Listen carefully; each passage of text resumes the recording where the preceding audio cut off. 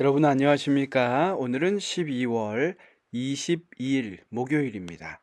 오늘 주제는 둘째 사망입니다. 다 함께 기도하고 말씀 연구 시작하겠습니다. 사랑의 아버지 하나님, 우리가 이제 죽어서 모든 것이 잠자는 상태로 아무것도 우리가 알지 못하기 전에 이 심판에 대한 과정들을 우리가 깨우쳐 알도록 기회를 주시니 감사합니다. 주님, 우리가 둘째 부활과 둘째 사망을 피하여 주님 계시는 영원한 하늘나라에 정말 사랑하는 주님과 함께 살아갈 수 있는, 우리가 그 뜻을 다 깨닫지 못한다 할지라도 우리가 주님과 동행하는 그곳에 있을 수 있도록 주님 인도하시고, 또 이 공부 시간에 주님 함께 하여 주옵소서. 예수님의 이름으로 간절히 기도합니다. 아멘. 여러분 반갑습니다. 이 지역은, 제가 있는 이 테네시 낙스빌 지역은 굉장히 지금 춥습니다. 미시간이나 아니면 캐나다나 다른 곳에 계신 분들은 온도를 이야기하면 별로 추운 날씨가 아니다 하실 수 있지만, 아, 1년에 한 2주, 3주 정도는 이것도 영하로 떨어지고 눈도 오고 하는 지역이기 때문에 각자 여러분 계신 곳에서 어떻게 이 시간들을 보내고 계신지 모르겠습니다.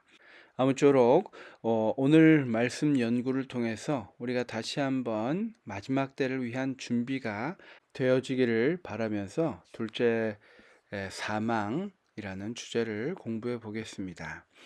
먼저 서론 부분을 좀 읽겠습니다. 하나님은 인류의 역사를 종말의 절정으로 이끌고 계신다.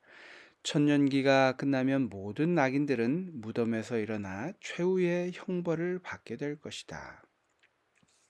우리가 예수님이 오실 때 부활이 있고, 천년기가 끝나면 모든 악인들이 일어나는 이 부활이 있습니다. 이것이 둘째 부활이죠.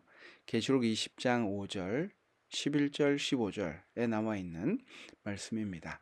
모든 심판 과정이 끝나고 더 이상 어떤 말도 더 할 수 없을 때 악인들은 마침내 하나님의 공의를 인정하게 될 것이다. 여기 오늘 교과 본문에 보면 그 시점을 묘사하는 대쟁투의 말씀들이 좀 나와 있는데, 한번 좀 주의 깊게 보셨으면 좋겠습니다. 충성된 자와 반역한 자들을 막론하고 온 우주는 대쟁투에 속한 모든 사실을 바라보면서 한 마음으로 만국의 왕이시여 주의 길이 의롭고 참되시도다 라고 선언합니다. 사탄 자신도 엎드려 자기에게 내리는 판결의 공의로움을 고백한다 라고 대쟁투에서는 묘사하고 있습니다. 여기에 그 아랫부분에 이런 묘사가 또 있는데요. 마찬가지로 각 시대의 대쟁투입니다. 우리가 며칠 동안 이 심판의 여러 국면을 살펴본 것처럼 그러한 과정들을 겪었기 때문에, 모든 것이 만천하에 드러났기 때문에 거기에 대해서 더 이상 감추어진 것들이 없는 것입니다. 그래서 사탄도 하나님의 판결이 공의로움을 고백한다고 이야기하고 있죠. 계시록 각시대 대쟁투 543페이지는 이렇게 이야기합니다. 그들은 그 거룩한 곳에서 피하기를 원할 것이다. 그들은 그들을 구속하기 위하여 돌아가신 분의 얼굴을 보지 않기 위하여 차라리 멸망받기를 원할 것이다. 악인들의 운명은 그들 자신의 선택에 의해서 정해진다. 그들이 하늘에서 제외되는 것은 그들 스스로 자원해서 되는 일이며, 하나님의 입장에서 볼 때 그것은 공의롭고 자비로운 처사이다. 어제 제가 잠깐 말씀드리기로 했지만 그 시점의 모든 악인들은 자신의 죄에 대해서 더 이상 변명할 것이 없이 모든 것이 드러납니다. 더 이상 하나님께서 베푸셨던 그 은혜를 끊임없이 거부하고 죄와 함께 살았던 그 모습들에 대해서 더 이상 할 말이 없는 그런 상태가 되는 것입니다. 그리고 그 단계의 마지막 모습이 이제 이 둘째 사망의 모습인데요. 교재로 돌아와 보겠습니다. 지옥에서 영원한 고통을 겪어야 한다는 비성서적 이론과 반대되는 죄와 죄인의 최종적인 소멸은 악한 자들이 저지른 모든 것에 대한 공의롭고 합당한 형벌을 의미한다. 187페이지 계속 읽겠습니다. 그것은 또한 시작된 시점이 있는 죄의 존재에 반드시 끝이 있을 것임을 확인시켜준다. 그때 온 우주는 죄, 악, 그리고 불순종이 시작되기 전에 본래 완벽했던 상태로 돌아갈 것이다.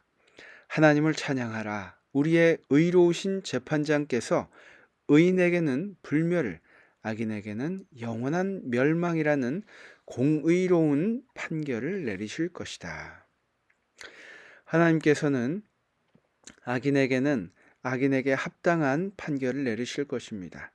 의인에게는 그에 합당한 상급을 내리실 것입니다. 그 둘 모두 사랑과 공의를 나타내는 하나님의 품성을 여기에서 드러내고 있습니다.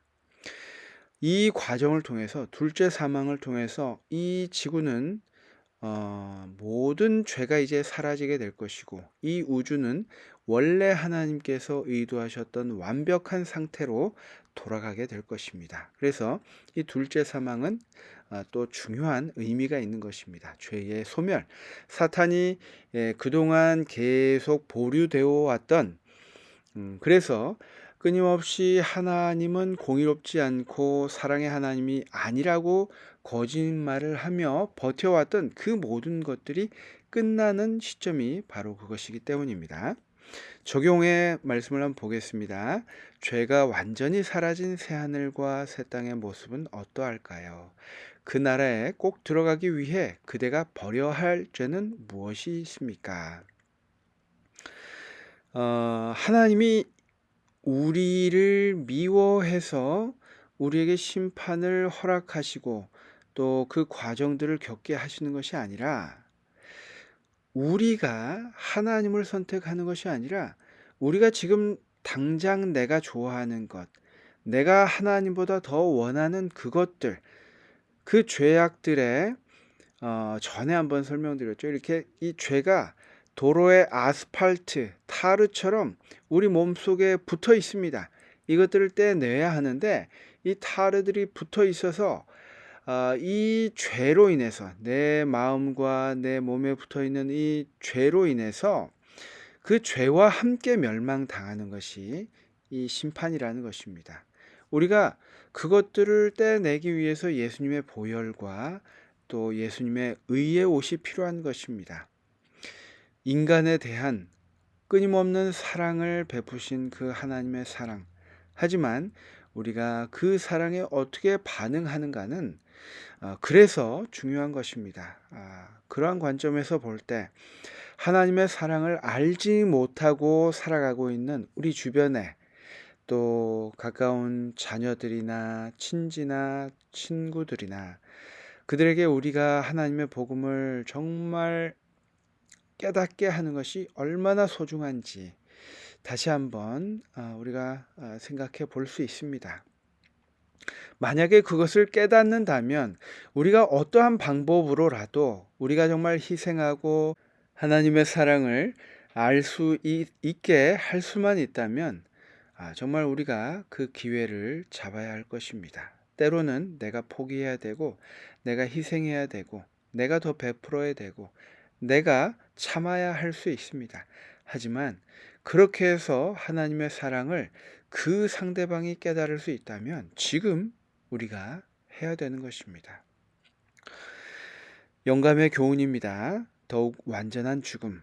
아무도 주님을 떠나서는 독립적인 영적 생명을 가질 수 없다. 하나님께서 범죄하는 그 영혼이 죽으리라고 말씀하셨으므로 죄인은 불멸의 생명을 갖지 못하였다. 성경에 기록된 말씀 그대로 뜻은 분명하다. 이 죽음은 모든 인간이 공통적으로 맞는 죽음보다도 더욱 완전한 죽음이다. 둘째 사망, 입니다. 이 죽음은 곧 둘째 사망을 의미한다. 가려 뽑은 기별 1권 말씀입니다. 우리가 이 둘째 부활 또 둘째 사망에 이르지 않도록 우리가 정말 깨어서 기도해야 할 것입니다. 우리가 이렇게 재림의 과정들에 대해서 이렇게 배울 수 있는 기회가 또 있을까? 많지 않을 것입니다. 이때 더 열심히 연구하고 더 우리가 이 말씀을 배운 사람으로서 더 경각심을 가지고 말씀을 전할 수 있는 좋은 기회인 것 같습니다. 그러면 우리 기도하고 마치도록 하겠습니다. 온 우주가 죄와 그 결과로부터 깨끗하게 될 영광스러운 날이 우리에게 임할 때에 주님, 우리가 그것을 간절히 소망하는 마음처럼 우리 절실한 마음을 가지고 나 자신을 준비하고 내 주변을 준비시킬 수 있는 그러한 주님의 제자 될 수 있도록 주님 인도하여 주시옵소서. 예수님의 이름으로 간절히 기도합니다. 아멘. 감사합니다, 여러분. 내일은 이제 금요일입니다. 마지막. 그리고 정말 이제 크리스마스 또 이제 올 한 해가 한 주 정도밖에 남지 않는 그런 날입니다. 우리 하루하루 정말 소중하게 보내는 우리 모두가 되었으면 좋겠습니다. 내일 뵙겠습니다. 감사합니다.